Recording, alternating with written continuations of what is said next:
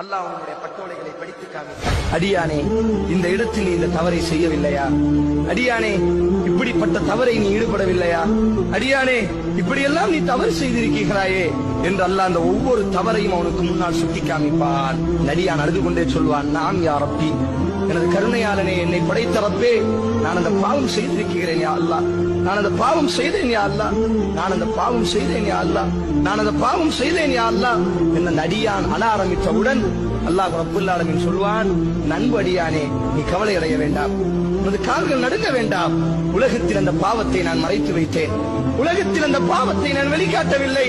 நீ எனக்காக வேண்டி வாழ்ந்தாய். நீ பாவம் செய்தாலும் என் பக்கம் நீ மீண்டு வந்தாய். நீ பாவம் செய்தாலும் என்னை மன்னிக்கக்கூடிய ரப்பு ஒருவன் இருக்கிறான் என்று அந்த பாவத்தை விட்டு திருந்தினாய். என் பக்கம் நீ ஓடி வந்தாய். பகலிலே பாவம் செய்தால் இரவிலே கரத்தை தூக்கினாய். இரவிலே பாவம் செய்தாய், பகலிலே கண்ணீர் வடித்தாய். இப்பொழுதும் கண்ணீர் வடிக்கிறாய்.